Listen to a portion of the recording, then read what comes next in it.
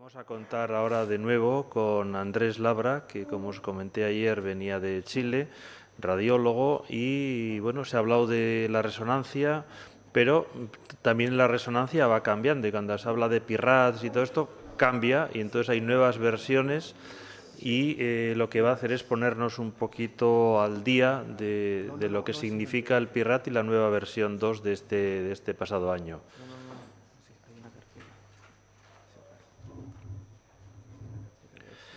De todas formas, mientras preparan la presentación, deciros que ayer, que va a estar todas las presentaciones y toda la reunión, como veis ahí, se está grabando y en el canal de YouTube de Urología Clínica van a estar todas las presentaciones presentes a partir de ya o de mañana, creo. Y también en este momento estamos haciendo una prueba que es retransmitir en streaming la reunión. Entonces ayer me comentaban que estábamos 46 personas en la sala y había 42 que no sé cómo se han enterado, por un poco de enchufe algunos, pero que se habían conectado a la reunión, con lo cual es otro tema para tener en cuenta para el futuro, ¿no? de por dónde van los tiros. Ya, muchas gracias para toda la gente que vino en esta mañana, venir a escuchar la conferencia de resonancia magnética. Bueno, el PIRADS va cambiando y claramente ahora estamos en la versión 2.0 que apareció publicada en enero del 2015. Lo que voy a hablarles es básicamente son las nuevas consideraciones del PIRADS, que es lo que es el concepto de cáncer clínicamente significativo que apareció obviamente en el PIRADS versión 2.0 y cuáles son algunas aplicaciones clínicas. Bueno, como les comentaba, todo comenzó con la Sociedad Europea de Radiología Urogenital. Se realizaron las guías clínicas de resonancia magnética el año 2012. En el fondo se estandarizó la interpretación del PIRADS, que es el Prostate Imaging Report and Data System, pero esto cambió. Hubo una reunión entre el Colegio Americano de Radiología y la Sociedad Europea de Radiología Urogenital y en el fondo llegamos al PIRADS versión 2.0, versión 2015. ¿Y cuáles son las consideraciones del PIRADS versión 2.0? Los objetivos son establecer los parámetros técnicos mínimos para la realización de una resonancia magnética multiparamétrica, simplificar y estandarizar la terminología y los reportes, facilitar las biopsias dirigidas por resonancia magnética, desarrollo de categorías de sospecha de riesgo para determinar cuáles pacientes pueden ir a observación o a intervención inmediata, disminuir la variabilidad interobservador, comunicación uniforme con clínicos y facilitar estudios clínicos homogéneos entre las diferentes instituciones. Dentro de las consideraciones clínicas, una de las cosas más importantes es que de la resonancia magnética hacerse al menos 6 semanas post biopsia para la estadificación, y esto porque hay mucha hemorragia o áreas de inflamación, sobre todo en zona periférica, lo que ayuda a la dificultad en la interpretación de las imágenes. En general ocupamos antiespasmódicos, buscapina 20 miligramos, y evacuación previo al examen, lo que también nos ayuda sobre todo en la interpretación de la secuencia funcional de difusión. Y información clínica relevante necesitamos, obviamente, es el antígeno prostático reciente o la historia de PSA, resultados de biopsia, si es que las tiene previamente, localización, el Gleason, porcentaje de CORS positivo, obviamente el tacto rectal, si es que el paciente tiene tratamiento hormonal, infecciones, radioterapia o algún antecedente relevante. ¿Y qué es lo que dice el PIRADS versión 2.0? Que se requieren al menos 3 secuencias para su interpretación. Y una de las más importantes es la secuencia T2, básicamente morfológica para evaluar la anatomía, y 2 secuencias funcionales que son la difusión con el mapa DC para evaluar la densidad celular y la perfusión, que es la angiogénesis. Estaba antes en la versión 1.0 la espectroscopía y ahora fue absolutamente abolido y ya no está recomendada dentro de las guías. Entonces, ¿qué es esto del cáncer clínicamente significativo? Bueno, es la definición anatomopatológica basada en resonancia magnética multiparamétrica y la biopsia dirigida por resonancia. Y se llegó a la conclusión que en el fondo esto es lo importante. Gleason mayores a 7, volúmenes de 0,5 centímetros cúbicos o que tengan extensión extraprostática. Entonces, la resonancia magnética, los objetivos principales son mejorar la detección de estos cánceres y reducir el número de biopsias y tratamientos innecesarios. Entonces, como ya les contaba, el PIRADS versión 2.0 es una combinación de scores individuales de secuencias T2, difusión y perfusión. Antes era una combinación y una suma en el fondo de cada una de estas secuencias, pero ahora el score final está determinado por una secuencia dominante y esta secuencia dominante depende de la zona que estamos evaluando. Y la difusión es la secuencia más importante en la zona periférica de la próstata y se recomiendan evaluación con valores B sobre 1000, ojalá idealmente 1400 hacia arriba. La perfusión hoy en día ya está solo es útil en casos de PIRAT3, sobre todo en zona periférica, y la secuencia T2 va a ser la secuencia más importante en zona de transición y va a ser la que va a comandar nuestro PIRATS. Entonces estos son los criterios en el fondo de cáncer prostático significativo que ya todos conocemos desde el 1 al 5, y ahora vamos a ir evaluando cada una de estas secuencias dirigidamente. Entonces, en zona periférica, PIRATS1, la verdad que es una hiperintensidad de señal difusa de la glándula en zona periférica. PIRAT2 se permiten algunas áreas lineales o difusas, como vemos en este caso. Y esto es lo más importante en el fondo que nosotros queremos evaluar los radiólogos y obviamente los urólogos. Lesiones nodulares bien circunscritas, menores de 15 milímetros son PIRATS4 o que tengan signos de extensión extracapsular. PIRAT5 la verdad es básicamente lo mismo que el PIRAT4 en secuencia T2, pero son lesiones sobre 15 milímetros o que tengan extensión extracapsular. El PIRAT4 no tiene extensión. Este es nuestro gran problema, PIRAT3. Claramente es un problema para los radiólogos porque no sabemos si son PIRAT2, que son en el fondo lesiones benignas, no sabemos si son PIRAT4 o 5, y en el fondo son lesiones más bien pseudonodulares, un poco más difusas, pero no son muy bien circunscritas. En zona de transición, lo mismo son PIRATS1, lesiones difusas, heterogéneas, en general esto es solo hiperplasia adenomatosa de la zona de transición. PIRAT2 son nódulos más bien encapsulados, pueden tener degeneración quística, pero siempre todos tienen alguna cápsula periférica de baja señal. Claramente lesiones benignas. PIRAT4 en zona de transición son áreas hipointensas, homogéneas, en general son anteriores, lenticulares, mal definidas, confinadas a la próstata, menores de 15 milímetros, como vemos en este caso. Y PIRAT5 es igual al score 4, pero son lesiones más grandes, sobre 15 milímetros, hay que medirlas siempre en el plano axial, pueden invadir el estroma fibromuscular anterior, pueden invadir la zona periférica o la grasa periprostática, sobre todo cuando están a nivel del ápex. Nuevamente nuestro problema, PIRAT3, lesiones que no nos quedan muy claros si son en el fondo lesiones malignas o áreas nomás que son benignas, secundarias a hiperplasia o elementos inflamatorios. Una cosa muy importante, evaluar la zona central. Cada vez estamos detectando estas lesiones en zona central. Esto es lo normal. Zona central posterior pegado a las vesículas seminales, tiene forma de V en esta secuencia coronal. Esto como ojos de búho en plano axial. En difusión esto puede brillar y en el mapa ADC esto puede tener baja intensidad y no hay que confundirlo con lesiones malignas. Nosotros tenemos que hacer el diagnóstico cuando hay claramente una asimetría en zona central. Y finalmente secuencia de difusión en zona periférica, esto es lo normal, hiperintensidad de señal, pero que, hiperintensidad de señal mapa ADC, pero que no hay restricción en nuestros V elevados. PIRAT2, áreas difusas en secuencia T2, áreas difusas o mal definidas en el mapa ADC y que pueden tener cierto grado de representación en difusión. Lo mismo en PIRAT2, acá en zona periférica, pueden ser áreas un poco levemente hiperintensas o mal definidas, pero no forman focos propiamente como tales nodulares. Esto es lo que nosotros siempre queremos buscar. PIRAT4 o 5 son áreas hipointensas de baja señal en el mapa ADC que restringen en difusión en zona periférica y en zona de transición lo mismo, siempre evaluando B1400, PIRAT4 lesiones de menos de 15 milímetros. Y PIRAT5 son lesiones focales con signo de extensión extracapsular como vemos en este caso, con área de restricción a la difusión, baja señal en el mapa ADC, mayores de 15 milímetros y en zona de transición básicamente lo mismo. Nuestro problema nuevamente, también en difusión, áreas que tienen representación en el mapa ADC, pero la representación que tiene en difusión en valores B elevados no es muy representativa. Este claramente es un problema, en general son lesiones de bajo grado o algunas veces de grado intermedio, pero que no tienen elementos de extensión extracapsular o áreas inflamatorias crónicas en algunos casos.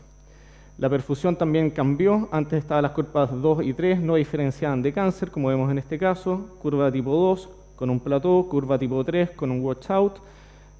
¿Por qué no diferenciaban de cáncer? Porque hay casos que tienen mucha prostatitis aguda, prostatitis crónica, los nódulos de hiperplasia benigna de próstata también pueden tener perfusión positiva, así que esto fue abolido. Y obviamente en la revisión PIRAT 2.0, básicamente lo que interesa si es que hay impregnación precoz en un foco hipointenso o no. O sea, nos interesa esta parte de la curva, el ascenso de la impregnación en una zona focal. ¿Y qué es lo que es una perfusión positiva? Como vemos en este caso, un área de baja señal en T2, restringe en difusión, baja señal en mapa DC, la perfusión es positiva, esta curva es positiva, es una impregnación focal en foco hipointenso en T2, esto es un PIRAT 4 por resonancia magnética, por tamaño. ¿Y cómo interpretamos el PIRAT de versión 2.0 en zona periférica? Como ya les contaba, la difusión es la secuencia que va a comandar la interpretación del PIRAT, es la secuencia dominante en la zona periférica y el score final va a estar dado por la difusión. Esto es muy importante. En el único caso en que la secuencia no va a estar dominada por la difusión es cuando nosotros pensamos que en el fondo en difusión es un 3, en secuencia T2 nos da exactamente lo mismo y acá en este caso la perfusión nos puede ayudar si es una impregnación focal, esto nos puede hacer un upgrade a 4. En todo el resto de la interpretación en zona periférica va a estar comandado por difusión.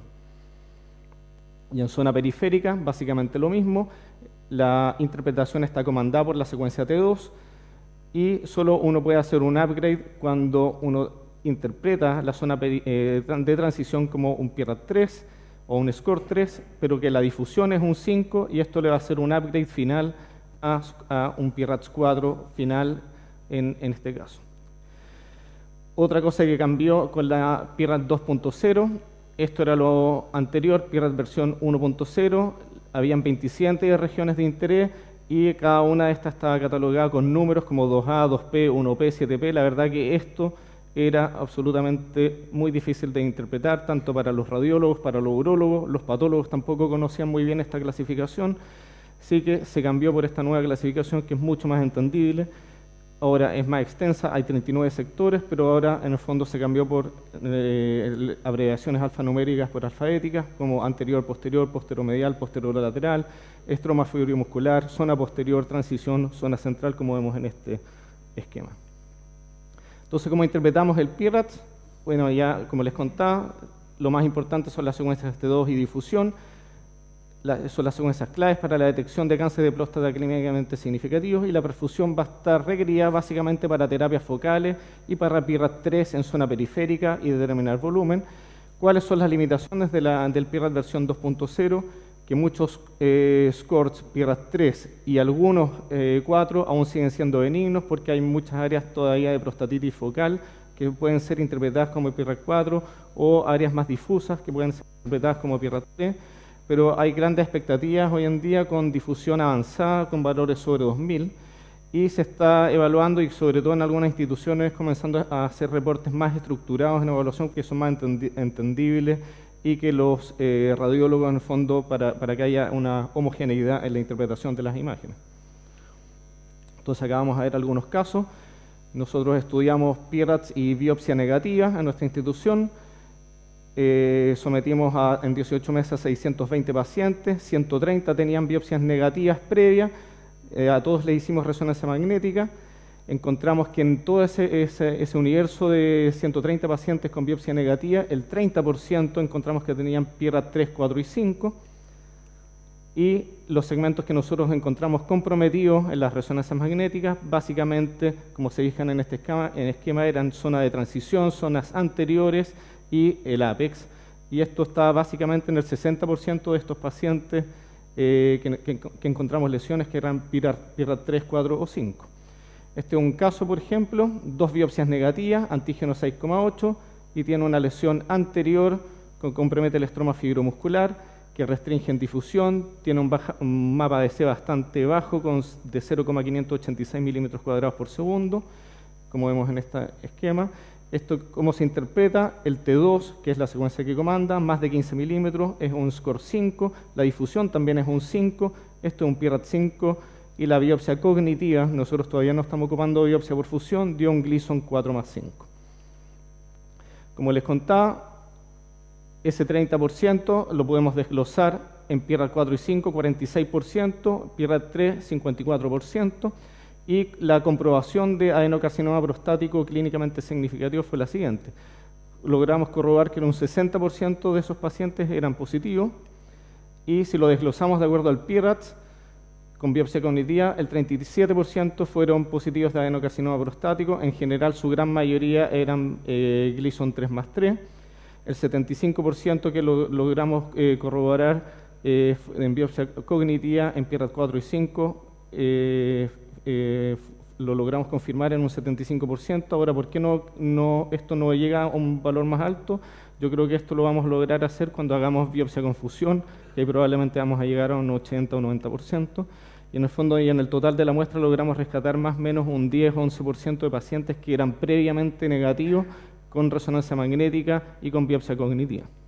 Entonces, acá algunos ejemplos: paciente 49 años, antígeno de 12, antecedente de padre con CA de próstata, vemos una lesión de menos de 15 milímetros en ápex derecho que restringe en difusión, baja señal en mapa ADC, tiene una ADC de 0,745, probablemente es una lesión de grado intermedio, perfusión positiva, como les contaba acá, entonces el T2 es un 4, la difusión es un 4, perfusión positiva, esto es un PIRAT 4, la resonancia sospechosa de T2 de grado intermedio en ápex posterior derecho, y la biopsia cognitiva dio un 3+4, y esta es la anatomía patológica final, absoluta correlación con la resonancia magnética. Otro ejemplo, paciente 60 años, antígeno 4,5, estudio de estadificación, tiene una biopsia previa sistemática 3+4. Nosotros en resonancia magnética vemos estos focos mal definidos de baja señal, uno de ellos restringe en difusión, tiene bajas señales en mapa ADC, este es la ADC que tenemos, también es bajo, probablemente una lesión de grado intermedio, perfusión positiva, como vemos en este caso, el T2 es un 4, la difusión es un 4, la perfusión es positiva, esto lo que comanda en zona periférica es la difusión, así que esto sigue siendo un 4, y el Gleason final fue un 3+4, y esa es la anatomía patológica final, como vemos en este caso. Paciente de 69 años, tiene un T1C clínico, tiene una biopsia sistemática 3+3 microfoco, tiene un PSA de 3,5, y además el paciente por un adenoma está en tratamiento con Duodart. El urólogo igual le pidió una resonancia magnética después de un año de control, y nosotros vimos esta gran lesión en zona de transición anterior, como vemos en este caso, que restringe en difusión, tiene una baja señal en el mapa ADC, esta lesión tiene más de 15 milímetros, el T2 es un 5, la difusión también es un 5, la perfusión era positiva, esto es un PIRAT 5, y la anatomía patológica final dio un Gleason 3+4 y absoluta correlación con lo que habíamos visto en resonancia magnética. Paciente 73 años, un antígeno 7,8, una extensa lesión en zona central posterior con compromiso de zona periférica a nivel de las bases que se extiende a las vesículas seminales, restringe en difusión, baja señal en mapa ADC, miren SDC 0,468 milímetros cuadrados por segundo, probablemente es una lesión de alto grado, con importante impregnación en fase de perfusión. Esto, de acuerdo a la clasificación y el score, es un PIRAT 5, es un T3B, Gleason 4+5 en la anatomía patológica final. Finalmente, estudio paciente 67 años, antígeno 4,5, resonancia magnética pre-biopsia, un escenario clínico absolutamente real. Esta es una lesión mal definida en T2, difusión, si se fijan, no hay una clara restricción a la difusión, sí se ve algo en el mapa ADC y hay una impregnación precoz. Esto es importante porque la difusión, la verdad que esto es un 3, no hay una gran restricción. El T2 también es un 3, la perfusión está positiva, esto se hace un upgrade, esto ya no es un 3, pasa a ser un 4, como estábamos contando en la nueva clasificación de PIRATS, y esta es la anatomía patológica final que tiene significativa correlación. Otro caso, 60 años, T1C, Gleason 3+3, antígeno 5, etapificación, lesiones pseudonodulares mal definidas, baja señal en el mapa ADC, no hay restricción a la difusión, no hay impregnación precoz. Este es nuestro gran problema hoy en día para los radiólogos. El T2 es un 3, la difusión es un 3, no hay perfusión, esto es un PIRAT 3. y este paciente podría ir a vigilancia activa ya que tiene en el fondo antígeno bajo 10, tiene un T1C clínico, es 3+3 y la resonancia magnética no demuestra una lesión clínicamente significativa. Otro paciente, 7,8 de antígeno, detección localización, no se ve nada significativo, vemos foco que restringe y que tiene baja señal en el mapa ADC, pero esto está en zona de transición. La difusión no comanda en zona de transición, sino que comanda el T2 y vemos que esta lesión tiene una cápsula, así que este probablemente es una hiperplasia adenomatosa. La perfusión es positiva, pero tampoco comanda en zona de transición. Quien comanda acá es el T2, esto es un PIRAT2 y la biopsia final dio hiperplasia benigna prostática. Y otros casos de patología benigna, paciente con 5,3 de antígeno, áreas difusas de baja señal, como vemos en este caso. No hay restricción, pero sí hay impregnación muy significativa en perfusión. Este es el signo de la calabaza. Y esto es un PIRAT2 y es una prostatitis aguda difusa. Último caso, paciente 49 años, 4,8 de antígeno, un área mal definida acá de baja señal difusa que tiene algo de representación en mapa DC, una impregnación mal definida en perfusión, como vemos en este caso, perfusión positiva, pero acá en el fondo la secuencia que comanda es la difusión sobre el resto de la secuencia. Esto es un PIRAT2 y esto es un área de prostatitis aguda focal. En resumen, entonces, como hemos visto, los objetivos del PIRAT versión 2.0 son detectar tumores significativos, disminuir el número de biopsias y estandarizar el reporte entre los radiólogos. El update versión 2.0, lo más importante es que la secuencia dominante va a estar dada según la zona, y la zona periférica está comandada principalmente por la difusión y el mapa DC sobre el resto de la secuencia. En zona de transición, la secuencia T2, y lo que ya les contaba, que hay algunas limitaciones con muchas biopsias innecesarias por prostatitis focales, sobre todo en casos de PIRAT3 y en algunos casos de PIRAT4, y las perspectivas futuras claramente son avances en difusión con valores de B sobre 2000, y ya se está hablando de la PIRAT versión 3.0 que estaba en un año.